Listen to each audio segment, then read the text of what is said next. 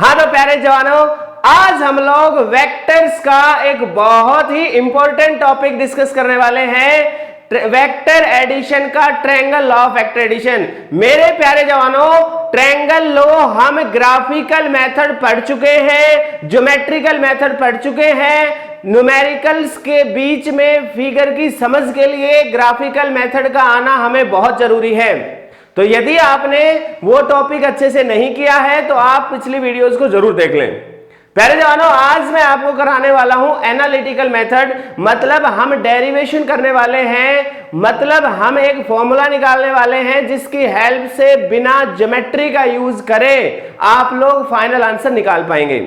लेकिन फिर मैं आपको बताऊं, ज्योमेट्री का रोल बहुत ज्यादा है, तो ज्योमेट्रिकल मेथड मतलब ग्राफिकल मेथड तो आपको तसल्ली से आने ही आने चाहिए, उसमें किसी तरह की कोई दुविधा नहीं होनी चाहिए। क्लियर है? तो मेरे प्यारे जवानों, सबसे पहले मैं एक छोटी सी बात बता देता हूं कि भाई साहब ट्रायंगल लॉ क्या था, और फिर मैं उसी को आगे एक्सप्रेस करके उसका फाइनल रिजल्ट ट्रायंगल लॉ का जो डेरिवेशन है एनालिटिकल मेथड का वो मैं करवाने वाला हूं।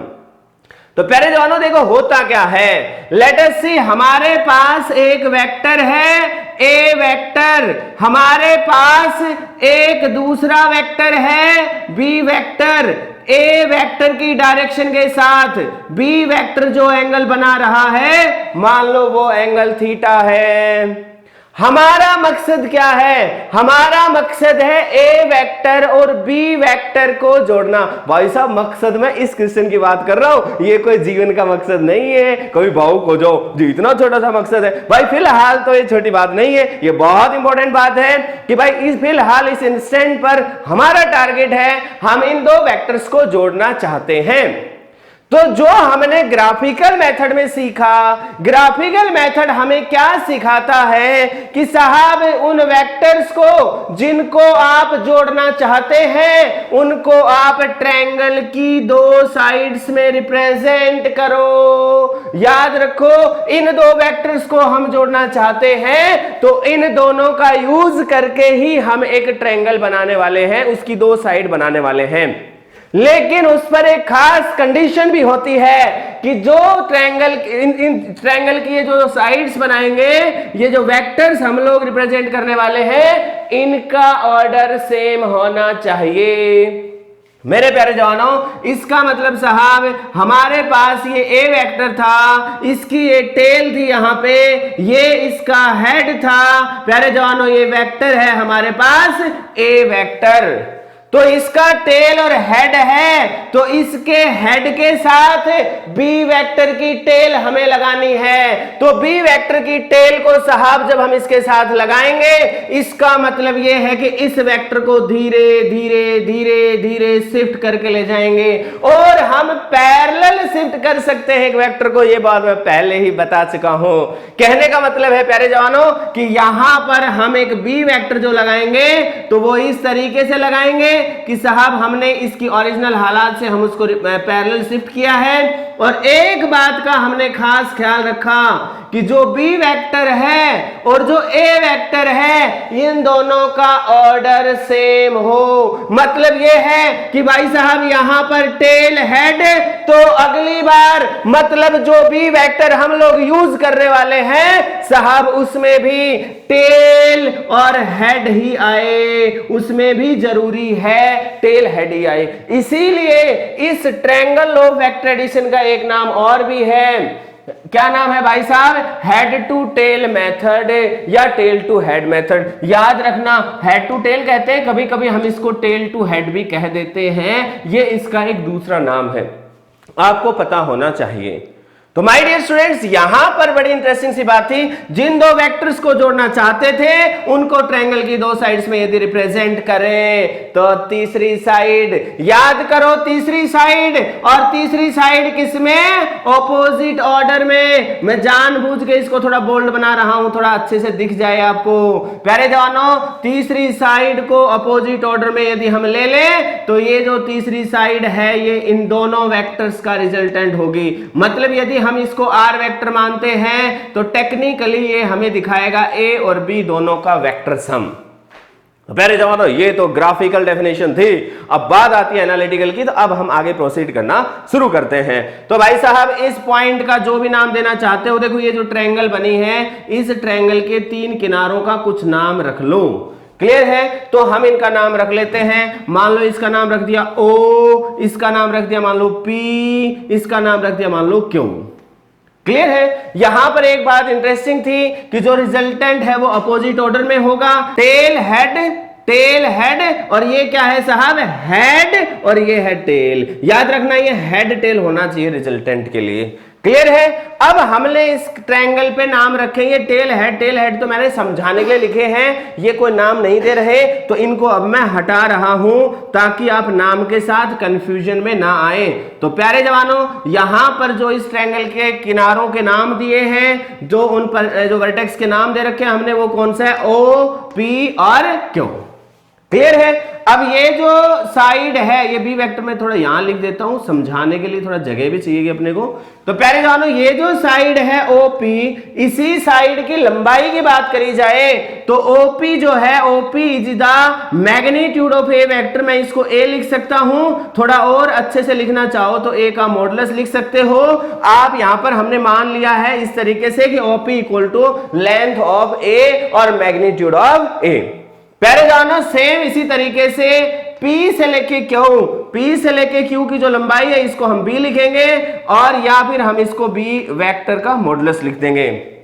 सेम उसी तरीके से मेरे प्यारे जवानों, यहां पर ध्यान से समझ लेना, O से लेके Q या Q से O, जो भी आप लिखना चाहें, क्योंकि इसमें हम सिर्फ लंबाई की बात करें, इसमें डायरेक्शन का कोई रोल नहीं ले रहे फिलहाल। इसका मतलब यदि हम, चलिए इसी सीक्वेंस में लिख देता हूं मैं कि भाई साहब Q से लेके O, ये हमारे पास क्या रहने वाला है? R। इसको हम ऐसे भी लिख सकते हैं R वेक्टर का मॉडुलस। प्यारे जवानों, हमारा मकसद है बिना ज्योमेट्री का यूज करे, मतलब किसका यूज करे बिना? स्केल का यूज करे बिना, ठीक है ना, उसका यूज करे बिना इस आर की लंबाई निकालना। तो कोई बात नहीं, नॉर्मल ट्रिग्नोमेट्री पढ़ी होगी आपने, नहीं पढ़ी तो भी पढ़ लेते हैं। पाइथागोरस थ्योरम का नाम सुना है क्या? नहीं सुना? कोई बात नहीं, अभी सुना ही देते हैं, घबराने की कोई बात नहीं है। तो मेरे प्यारे जवानों, यहां पर थोड़ा सा हम एक ज्योमेट्रिकल कंस्ट्रक्शन करने वाले हैं। इस Q पॉइंट से हम एक परपेंडिकुलर ड्रॉप करने वाले हैं। हम इस Q पॉइंट से एक परपेंडिकुलर ड्रॉप करने वाले हैं। मान लो ये जो पॉइंट है, ये है S। मतलब हमने क्या किया है? Let us we draw a line QS and that is perpendicular to the line OP extended। OP वाली लाइन को यदि हम एक्सटेंड करें तो उसके ऊपर QS एक परपेंडिकुलर की तरह से है। तो मेरे प्यारे जवानों, ऐसा हमने इस वजह से किया है क्योंकि हमें डायरेक्ट इसकी वैल्यू निकालनी थी O से Q की, मतलब इसकी लंबाई निकालनी थी। तो जो ओरिजिनल ट्रायंगल हमारे पास थी OPQ, ये कोई राइट एंगल ट्रायंगल नहीं थी, तो इसकी लेंथ को निकालने में हमें थोड़ा मुसीबत हो सकती थी।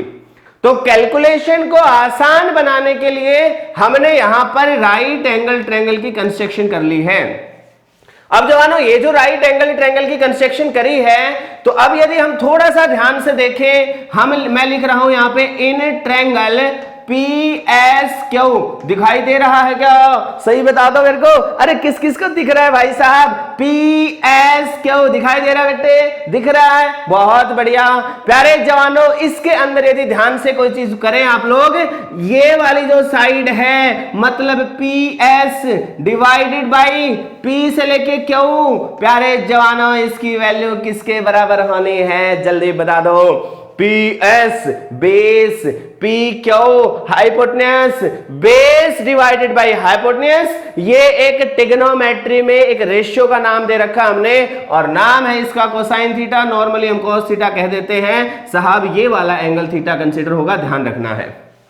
क्लियर है। अब याद रखना, यहां पर कई स्टूडेंट बड़े क्रांतिकारी होंगे, वो कहेंगे साहब पी से तो पी काट दो। अरे भाई ऐसा कारनामा मत कर देना, पी से पी नहीं कटने वाला है, ये एक नाम है पीएस पूरा का पूरा, ठीक है, कोई वैल्यू नहीं है। अब इस पीएस की जो लेंथ है वो तो हमें फाइंड आउट करनी ही है, तो मतलब साहब ये तो हमें फाइंड करना ही था, तो PS will be equal to P Q into क्या है साहब कॉस थीटा।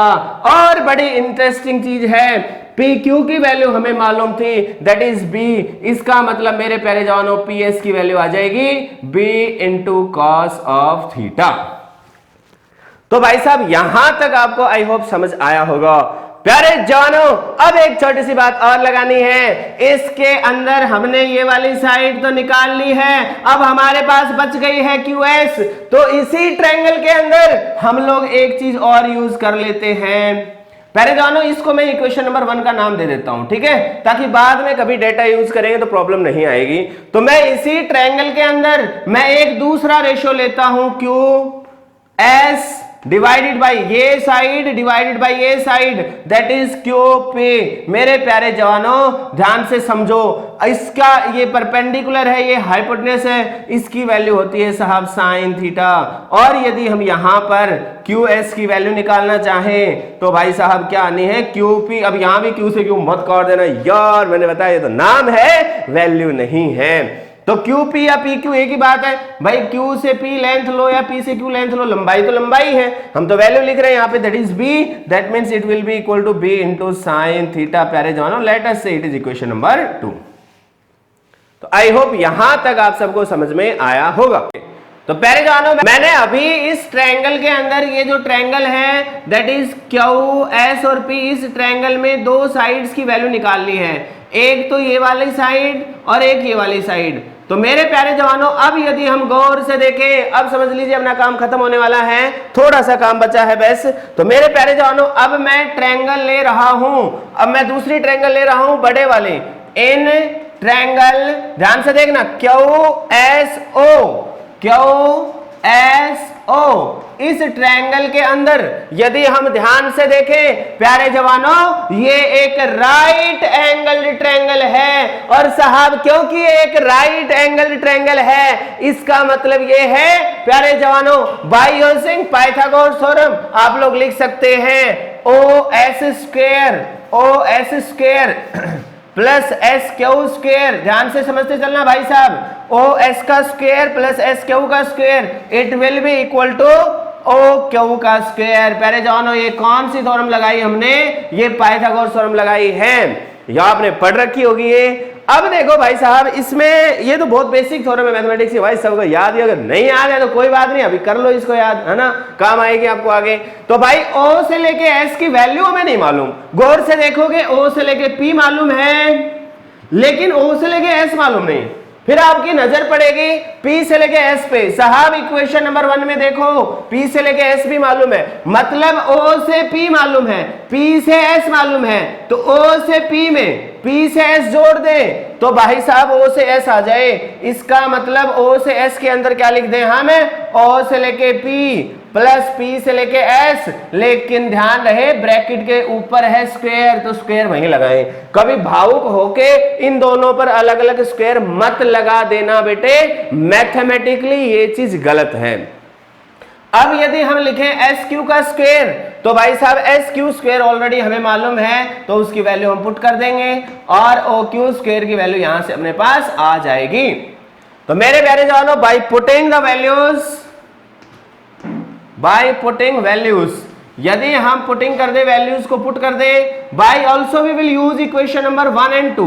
इक्वेशन नंबर 1 और 2 दोनों का यूज भी हम लोग करने वाले हैं इसमें। तो जब हम इनका यूज करेंगे तो OP की वैल्यू कितनी थी साहब A, तो हम इस चीज को लिखेंगे A प्लस PS की वैल्यू कितनी है B cos theta, that is B into cos theta. मेरे प्यारे जवानों इसका स्क्वायर है प्लस SQ, ये रहा SQ या QS की बात है, that is B into sine theta, इस पूरे का होल स्क्वायर है और इक्वल टू है OQ दैट इज R, इसका मतलब R का स्क्वायर है। अब तो बेहद आसान रिजल्ट आपके सामने आया है। अब हमें क्या करना है, इसको बस ब्रैकेट को ओपन करना है, स्क्वायर को खोलना है। अभी अपन देखते हैं, एक बार मैं पहले इधर एक बार इसको साफ कर देता हूं। हाँ, तो मेरे प्यारे जवानों, जो इक्वेशन वहां हमने कॉर्नर में बनाई थी उसकी वैल्यूज, उसमें वैल्यूज जो हैं उनको अपन सोल्व करना शुरू करते हैं। तो a plus B cos theta का होल स्क्वायर दे रखा है, तो जब हम इसको ओपन करेंगे तो ये क्या बनेगा साहब, a square plus B square cos square theta plus 2ab into cos theta. प्यारे जवानों, a प्लस बी का होल स्क्वायर क्या होता है, a square plus B square plus 2ab। यहां पर b की जगह b cos थीटा था तो उसका स्क्वायर कर दिया है हमने, क्लियर है। सेम ऐसे ही b sin थीटा। अच्छा, यहां पर दे रखा है, एक चीज समझना आप लोग, मैंने यहां पे ऐसे लिखा है cos स्क्वायर थीटा। भाई क्यों लिखा है, क्योंकि cos थीटा के ऊपर स्क्वायर दे रखा था। आप में से हो सकता है कोई स्टूडेंट इस स्क्वायर वाली टर्म को थीटा के ऊपर लिख दे, ये गलत माना जाएगा बेटे। ट्रिग्नोमेट्री में इसका मतलब कुछ और होता है, इसलिए थोड़ा अलर्ट रहना है आप लोगों को। तो प्यारे जवानों, अब यदि इस टर्म के बाद अगली टर्म देखें तो वो आ जाएगी अपने पास B square sine square theta, और वो आएगा अपने पास साहब आर स्क्वायर। मेरे प्यारे जवानों, B square sine square theta, गौर से देखिए आप लोग, और ये है B square cos square theta. बेटे ट्रिग्नोमेट्री का एक बहुत ही खूबसूरत रिलेशन हमारे पास होता है, वो रिलेशन मैं यहां पे बना रहा हूं, गौर से देखना। इस रिश्ते में और इस रिश्ते में दोनों में ही बी का स्क्वायर है, तो हम लोग बी के स्क्वायर को कॉमन ले लेते हैं, तो हमारे पास जो बचेगा वो बचेगा cos square theta plus sign square theta, और मेरे प्यारे जवानों साथ में ये टर्म तो बचने की बचनी है, plus 2ab into cos theta, और ये आएगा साहब आर स्क्वायर के बराबर। मेरे प्यारे जवानों, जिस खूबसूरत रिलेशन की मैं बात कर रहा हूं वो ये यहां पे मैंने लिखा है, cos square theta plus sign square theta साहब ये 1 के बराबर होता है। जब इस वैल्यू को हम इसमें पुट करेंगे तो भाई साहब अपने पास क्या मिलना है, हमें मिलना है ए स्क्वायर प्लस बी स्क्वायर, भाई साहब इसकी वैल्यू 1 हो चुकी है, plus 2ab into cos theta, और ये आया है आर स्क्वायर के बराबर। बहुत बहुत इंपॉर्टेंट रिजल्ट है, मतलब यदि अब अपने को दो वेक्टर्स को जोड़ना पड़े तो ट्रायंगल वाला डायग्राम बनाने की आवश्यकता नहीं है। बिना डायग्राम के, प्यारे जवानों ध्यान से समझ लेना, बिना डायग्राम के हम इस ट्रायंगल की इस लेंथ OQ को, जिसका नाम हमने R दे रखा था, इस OQ लेंथ R को हम फाइंड आउट करने में कामयाब हुए हैं। ये इसका स्क्वायर आया है, यहां पर यदि आप R निकालना चाहेंगे तो इस पूरी टर्म का स्क्वायर रूट आ जाएगा, मतलब हमारे पास वैल्यू आनी R equal to under root of A square plus B square plus 2ab into cos theta. बहुत प्यारी बात है, ये जो आया है ध्यान रखना, ये हमारे रिजल्टेंट का मैग्नीट्यूड आया है, it is the magnitude of resultant vector. साहब ये रिजल्टेंट वेक्टर का मैग्नीट्यूड आया है। वेक्टर क्वांटिटी में मैग्नीट्यूड के साथ साथ हमें डायरेक्शन की भी आवश्यकता होती है, तो यहां पर हमारा मकसद डायरेक्शन निकालना बाकी है अभी। मेरे प्यारे जवानों, यहां पर यदि आप डायरेक्शन की बात करना चाहें तो पहले एक चीज अपने माइंड से निकाल दें कि साहब डायरेक्शन तो एक्स एक्सिस, वाई एक्सिस या ईस्ट वेस्ट नॉर्थ साउथ इसी तरह के होता है, ऐसा कुछ भी नहीं है। हम किसी एक रेफरेंस के साथ डायरेक्शन बता सकते हैं with the help of some angle. जैसे कि यहां पर माना कि ए वेक्टर के साथ, ध्यान से सुन लो भाई साहब, माना कि ए वेक्टर के साथ मैं ये एंगल अल्फा दे दूं, मतलब मैं आपसे कह दूं कि साहब ये एंगल अल्फा है, तो हम आसानी से एक चीज निकाल सकते हैं। क्या चीज निकाल सकते हैं भाई? भाई आप गौर से देखना, यदि ये एंगल अल्फा है तो मैं यहां पर पहले लिख देता हूं for direction of R vector. हम आर वेक्टर की डायरेक्शन की चर्चा कर रहे हैं, for direction of R vector.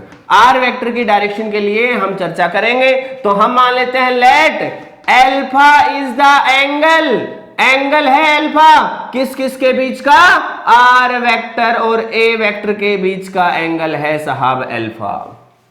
मेरे प्यारे जवानों, यदि हम इस अल्फा की बात करें तो इस राइट एंगल्ड ट्रायंगल में दिखाई दे रहा होगा आपको। मेरे प्यारे जवानों, इस राइट एंगल्ड ट्रायंगल की यदि मैं बात करूं तो इसके अंदर टेंजेंट अल्फा निकालना बेहद आसान है। इसका मतलब इस ट्रायंगल के अंदर मैं पहले tan अल्फा निकाल लेता हूं। तो tan अल्फा क्या होता है साहब? Perpendicular divided by base. मतलब साहब ये साइड चाहिएगी QS, परपेंडिकुलर है, और ये चाहिएगा पूरा का पूरा बेस। मैंने इक्वेशन नंबर 1 और इक्वेशन नंबर 2 को इसीलिए नहीं मिटाया था। ये जो परपेंडिकुलर है QS, इसकी वैल्यू b sin थीटा है। मैं यहां लिख देता हूं b sin थीटा, ताकि थोड़ा जगह बनाने में आसानी रहेगी।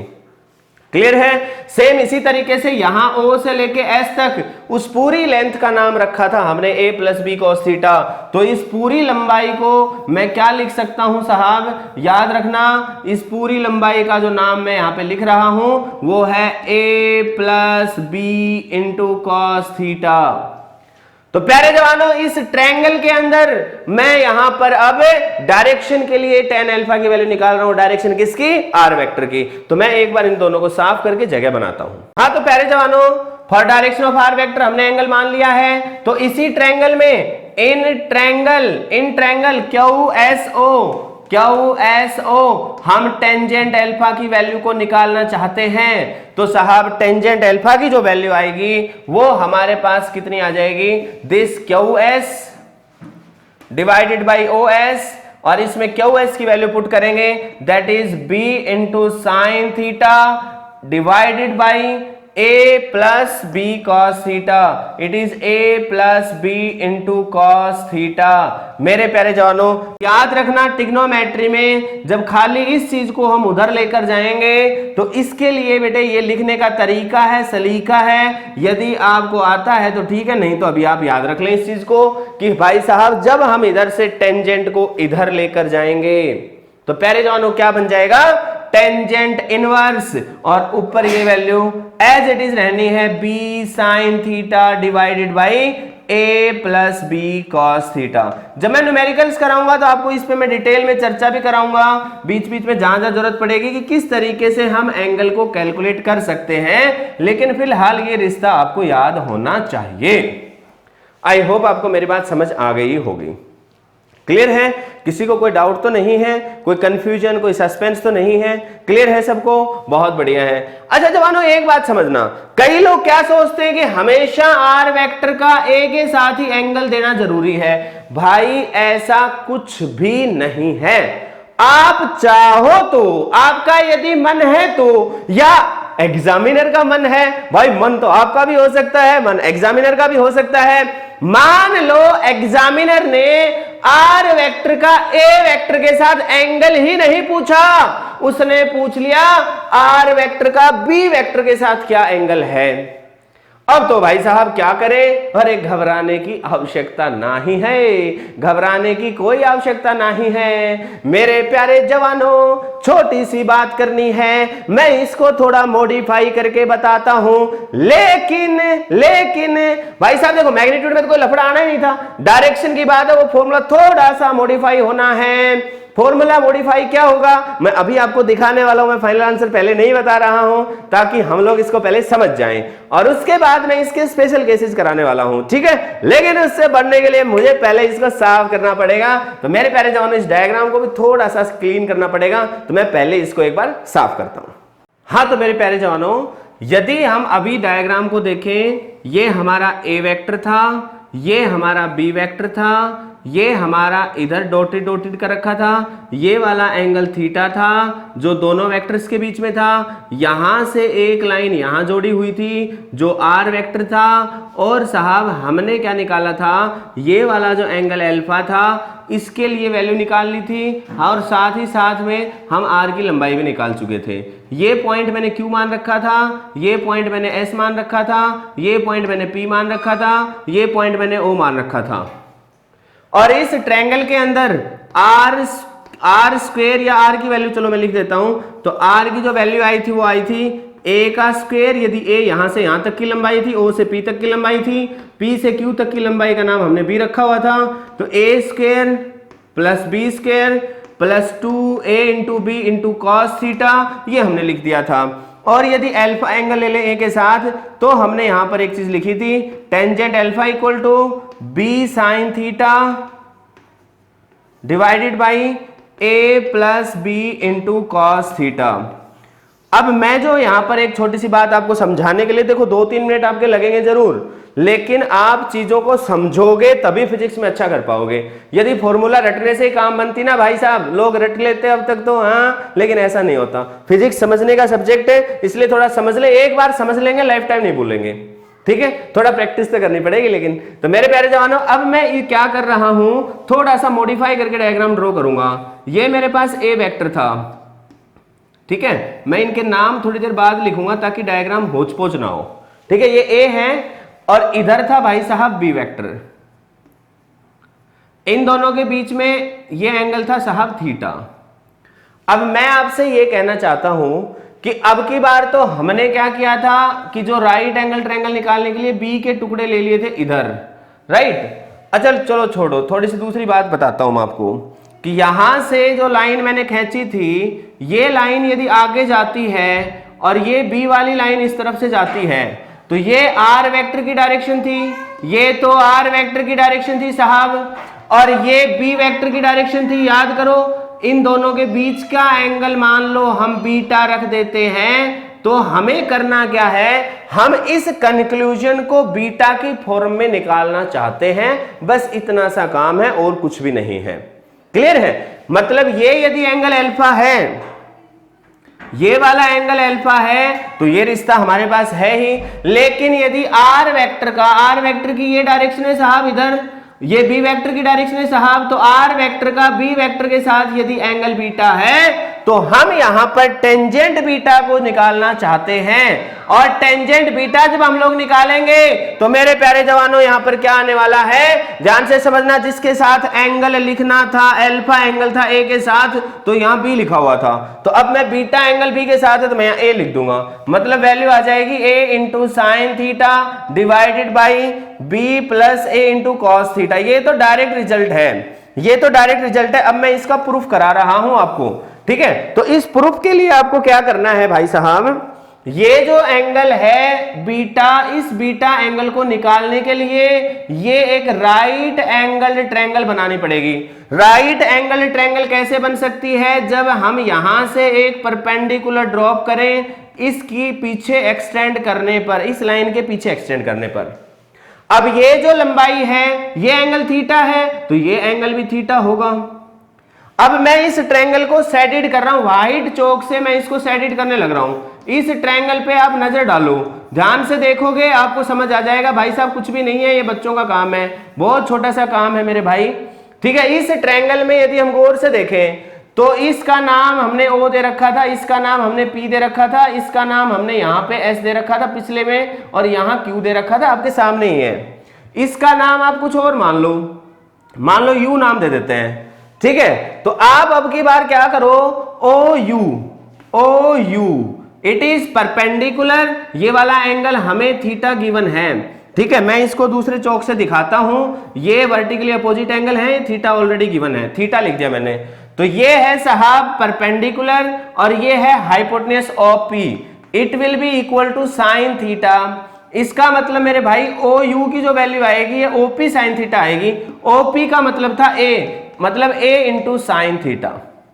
अब मेरे प्यारे जवानों यदि हम गौर से देखें ये वाली चीज बेस दैट इज यूपी, अरे वाह यूपी भाई साहब, this is base and this is the hypotenuse. तो UP divided by the OP at will be this will be equal to A into cos theta, मतलब सॉरी कॉस थीटा, ए नहीं, दोबारा बोलता हूं मैं, मतलब UP divided by OP, UP divided by OP base divided by hypotenuse, it will be equal to cos theta.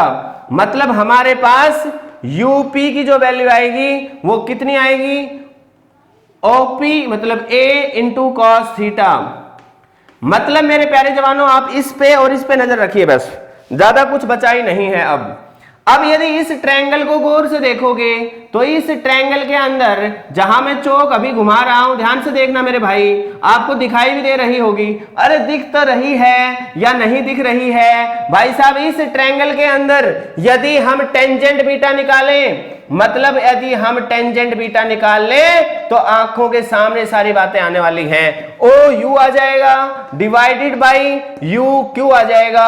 अब भाई साहब ओ यू की वैल्यू तो ये रही a इंटू साइन थीटा, और मेरे प्यारे जवानों u से लेके q की वैल्यू ये तो b था, और ये वैल्यू कितनी थी यूपी वाली, मतलब मैं इसको ऐसे लिख सकता हूं यूपी प्लस पी क्यू। भाई साहब ये तो a साइन थीटा आ गया, and what is UP? UP is a cos theta and what is PQ? It is B, मतलब B plus a cos theta हमारे पास आ चुका है, ये वैल्यू आ चुकी है tan बीटा। यही मैंने आपको यहां पे समझाया था, बताया था मैंने डायरेक्ट आपको। मतलब मेरे प्यारे जवानों, यदि tan बीटा की वैल्यू निकाले तो हमारे पास जिसके साथ एंगल निकालना है, जैसे r का b के साथ एंगल देखना है, तो r का जब b के साथ एंगल देखेंगे तो साहब टेंजेंट बीटा जब लिखना शुरू करेंगे, r का b के साथ एंगल के हिसाब की बात करें तो याद रखना a से शुरुआत करनी है। b के साथ एंगल देख रहे हो तो a into sine theta b plus a cos theta, और a के साथ एंगल है तो याद रखो b sine theta a plus b cos theta. Clear है? ये याद रखने के लिए है और कुछ बात नहीं है, इसका प्रूफ आपके साथ आ चुका है। तो मेरे प्यारे जवानों ये था इसका डेरिवेशन, बहुत इंपॉर्टेंट है। अब मैं इसके दो छोटे मोटे स्पेशल केसेस हैं, बहुत छोटे से हैं ऑलरेडी, मैं आपको याद करो वेक्टर एडिशन की पहली वीडियो 0 डिग्री एंगल और 180 डिग्री एंगल मैं बता चुका हूं, लेकिन मैं फिर भी यहां पर स्पेशल केस की फॉर्म में आपको एक बार दिखा रहा हूं। क्लियर है? तो एक बार मैं इसको साफ कर लेता हूं। हाँ तो जानो, मैं स्पेशल केस फर्स्ट की बात कर रहा हूं। पहला स्पेशल केस क्या है? हम थीटा को 0 डिग्री ले लेते हैं। जैसे ही थीटा को 0 डिग्री लोगे तो ए वेक्टर जिस डायरेक्शन में था उसी डायरेक्शन में साहब बी वेक्टर भी आ जाएगा। तो हमारा रिजल्टेंट कितना आएगा? फॉर्मूला क्या लगाओगे आप? r equal to under root of A का स्क्वायर प्लस बी का square plus 2 into A into B into cos 0। और मेरे प्यारे जवानों कॉस 0 है यहाँ पे, कॉस 0 का वैल्यू होती है, कॉस 0 की वैल्यू होती है 1। इसका मतलब हमारे पास आ जाएगा under root of A square जमा बी स्क्वायर जमा 2a इंटू बी। अब यदि हम ध्यान से देखें तो ये a जमा बी का होल स्क्वायर है और ऊपर लग रहा है स्क्वायर रूट, तो ये स्क्वायर से स्क्वायर रूट कैंसिल हो जाएगा। इसका मतलब साहब r की जो वैल्यू आनी है वो a जमा बी आनी है। और याद करो जवानों, वेक्टर एडिशन के ग्राफिकल मेथड के सबसे पहले केस में मैंने यही आंसर निकलवाया था, r इक्वल टू a जमा बी। यहां पर यदि आप एंगल की बात करना चाहोगे कि साहब एंगल कैसे निकालेंगे, तो एंगल के लिए भी वही रिलेशन लगाओ, टेंजेंट अल्फा, मतलब ए के साथ एंगल देख रहे हैं तो ए के साथ एंगल देख रहे हैं तो यहाँ बी आता है, b into sine theta divided by a plus b into cos theta. ये फॉर्मूला है भाई साहब, इसमें वैल्यू पुट कर दो, बी तो बी है और साइन 0 साहब divided by a plus b into cos 0। Cos 0 तो 1 होता है लेकिन साइन 0 0 होता है, तो जब ये न्यूमरेटर 0 हो जाएगा तो इसका आंसर कुल मिला के 0 आएगा। और टेंजेंट अल्फा 0 है, मैं फिर कह रहा हूं टेंजेंट अल्फा यदि 0 है इसका सीधा सीधा मतलब है अल्फा की वैल्यू 0 है, मतलब अल्फा ए के साथ एंगल था, इसका मतलब आर वेक्टर का आर वेक्टर जो है वो ए वेक्टर की डायरेक्शन में ही आया है, और ए और बी दोनों ए की डायरेक्शन में थे तो हम ये भी कह सकते हैं कि आर वेक्टर बी वेक्टर की डायरेक्शन में है। ये पहला केस था, बेहद आसान चीज है। यहां एक बात समझने की है कि यहां पर जो ये a प्लस बी आया है it is the maximum value of resultant. याद रखना जब भी दो चीजें जुड़ती हैं उसमें इससे ज्यादा वैल्यू कभी भी नहीं आ सकती। कौन सी से ज्यादा? जब एंगल 0 डिग्री है। तो ये जो केस है ये मैक्सिमम रिजल्टेंट का केस हुआ। कौन से रिजल्टेंट का केस हुआ? मैक्सिमम रिजल्टेंट का ये केस हमारे पास है। मतलब आर की कभी भी आपसे पूछता है कि मैक्सिमम वैल्यू क्या हो सकती है, सीधा जोड़ दोगे आप ए प्लस बी। लेकिन केस नंबर 2 की मैं बात करता हूं यहां पे, यदि वो कह देता है थीटा इक्वल टू 180 डिग्री, मतलब साहब एक वेक्टर इधर है दूसरा वेक्टर उससे अपोजिट है, दोनों एक दूसरे के अपोजिट हैं, तो मेरे प्यारे जवानों उस हालात में आर वेक्टर जब आप निकालोगे तो अब थोड़ा ध्यान से समझने की जरूरत है आपको। यहां पर लिखेंगे ए स्क्वायर जमा बी स्क्वायर, कोई अंतर नहीं आएगा। इसमें लिखेंगे 2ab इंटू कोस 180, लेकिन 180 डिग्री पर कोस थीटा की वैल्यू -1 होती है। तो कुल मिलाकर ये जो वैल्यू बनेगी ये बन जाएगी ए स्क्वायर जमा बी स्क्वायर -2ab। मतलब यदि हम a को बड़ा मान लें तो हम a माइनस बी का होल स्क्वायर करें, ऊपर रूट है तो कट जाएगा ये, और यहां से जो r आएगा मेरे प्यारे जवानों ये a माइनस बी आएगा यदि हमने a को बड़ा माना है तो, और यदि b बड़ा हो जाएगा तो ये b माइनस a आ जाएगा।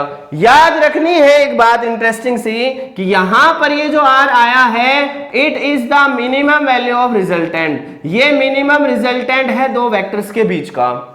मतलब आपसे ये पूछे यदि कोई कि दो वेक्टर्स का रिजल्टेंट कहां से कहां तक आ सकता है, बहुत इंपॉर्टेंट बात बताने वाला हूं मैं, स्टार लगा के इस बात को लिख लेना। Resultant R of two vectors, resultant R है दो वेक्टर्स का, वो हमेशा इक्वल होगा या उससे बड़ा होगा, किससे? a माइनस बी से या b माइनस ए से, मतलब मॉडुलस लिख देता हूं मैं। और हमेशा छोटा किससे होगा या उसके बराबर हो सकता है मैक्सिमम, वो है साहब a प्लस बी के। ये है रिजल्टेंट r का मैग्नीट्यूड। मतलब r की मैक्सिमम वैल्यू कितनी हो सकती है? r can have maximum value equal to a plus b and it can have minimum value modulus of a minus b. मतलब a बड़ा है तो a माइनस बी, b बड़ा है तो b माइनस a। तो पहले जानो ये बहुत इंपॉर्टेंट बात है। अब क्वेश्चन कैसे आएगा यहाँ पे, वो कहेगा एक वेक्टर था 2 न्यूटन का, दूसरा था 5 न्यूटन का, बताओ क्या पॉसिबल नहीं है? भाई 2 और 5 इनको जोड़ दो तो 7 आंसर आएगा, 2 और 5 इनको घटा दो तो 3 आंसर आएगा, फिर आप कहोगे 2 में से 5 जाएगा तो -3 बचेगा। अरे बेटे बड़े में से छोटे को घटाना है। तो कहने का मतलब है 2 को और 5 को यदि हम जोड़ देते हैं 7 आंसर आता है, घटा देते हैं 3 आंसर आ रहा है। इसका मतलब है कि यदि 2 और 5 वेक्टर के नियम से जोड़े जाएंगे तो आंसर 3 से लेकर के 7 तक कुछ भी हो सकता है, लेकिन होगा कोई एक वैल्यू ही, लेकिन वो वैल्यू कुछ भी आ सकती है depending on the value of angle between these vectors. मतलब इन दोनों के बीच में जो एंगल होगा उसके बिहाफ पर जो रिजल्टेंट है इनका वो कोई सी भी वैल्यू को अटेन कर सकता है। मतलब वो 3 से लेकर के 7 तक सभी वैल्यूज अटेन करने की पॉसिबिलिटी रखता है। लेकिन वो कहते कि एक 2 है और एक 5 और हमें आंसर चाहिए 8, पॉसिबल ही नहीं है, मैक्सिमम ही 7 बन सकता है। ठीक है, तो इस तरह की बातों में आपको ध्यान रखना है। अब मैं इसमें डायरेक्शन की बात और कराता हूं। हाँ तो जानो, अब यदि हम एंगल जब थीटा 180 डिग्री है तो टेंजेंट अल्फा लगाना चाहेंगे तो टेंजेंट अल्फा क्या आएगा देखना भाई, b into sine theta divided by a plus b into cos theta. ये रिलेशन होता है टेन अल्फा निकालने का। मैं ले रहा हूं a इधर है, b इधर है, और मान लो a बड़ा है, ऐसे मान रहा हूं मैं। ठीक है, थीटा की वैल्यू 180 डिग्री है, उस केस में डायरेक्शन निकाल रहे हैं। वैसे तो ये फॉर्मूला लगाने की आवश्यकता नहीं है थीटा 0 और 180 डिग्री पे, लेकिन हम स्पेशल केस में पुट करके देखना चाहते हैं। ठीक है, तो भाई साहब कोस 180 सॉरी साइन 180 डिग्री करोगे तो आंसर कितना आ जाना है, बताओ कितना आना है? जैसे ही साइन 180 डिग्री होगा आंसर 0 आ जाएगा, यहां पर करोगे -1 आएगा। क्लियर है? तो अब आपके मन में सवाल आएगा जी तो 0 आ गया तो टेन अल्फा की वैल्यू अब 0 लिखे, 180 डिग्री लिखे। तो भाई यहां पर आपको थोड़ा सा अपने दिमाग को मैथमेटिकली यूज करना है कि ये जो वैल्यू 0 डिग्री आई है तो जो अल्फा की वैल्यू है इसका मतलब ए वेक्टर इधर था तो अल्फा यदि इधर है तो भी 0 आ सकता, मतलब आर वेक्टर इधर है, ए वेक्टर इधर है तो भी इन दोनों के बीच का एंगल 0 है तो टेन अल्फा 0 आएगा। लेकिन यदि ए वेक्टर इधर है और आर वेक्टर अपोजिट है तो एंगल 180 डिग्री का है, और टेंजेंट 180 डिग्री भी वैसे ही वैल्यू देना है, 0 वाली वैल्यू ही देगा। क्लियर है? तो यहां पर फिर आपको थोड़ा अलर्ट हो जाना है, और यहां पर डायरेक्शन के लिए आप क्या कहेंगे कि साहब यदि ए बड़ा है तो आर की डायरेक्शन ए वाली होगी, यदि बी बड़ा है तो उस समय बी की डायरेक्शन में होगी। क्लियर है? इन दोनों के बीच में एंगल 180 डिग्री। यहां पर क्योंकि दोनों पॉसिबिलिटी है अल्फा की value, either it can B 0 और 180, तो अब इसका फैसला कैसे करेंगे साहब? 0 है 180 है, तो इसका फैसला आप अपने मैथमेटिकल तरीके से करेंगे, थोड़ा अपने विवेक का यूज करेंगे कि भाई 0 की पॉसिबिलिटी कब होगी? जब ये बड़ा होगा तो इस डायरेक्शन में आएगा, और अपोजिट होगा तो सीधी सी बात है बी बड़ा होगा तो अपोजिट डायरेक्शन में आएगा। क्लियर है?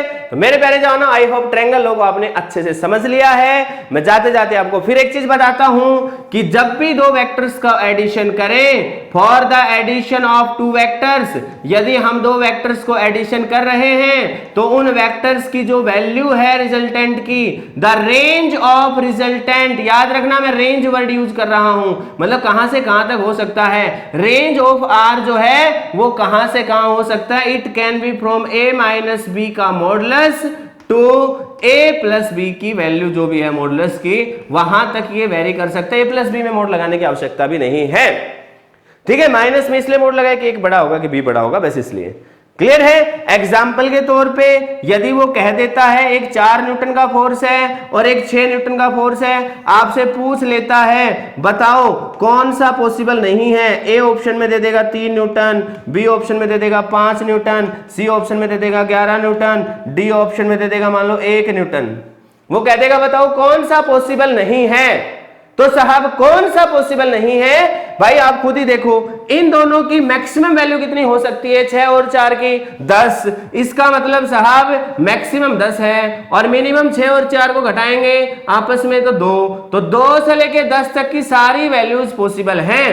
तो 5 भी पॉसिबल है, 2 से 10 में 3 भी आता है, लेकिन 11 तो नहीं आता, लेकिन 1 भी नहीं आता, तो ये 2 पॉसिबल नहीं है और ये 2 पॉसिबल हैं।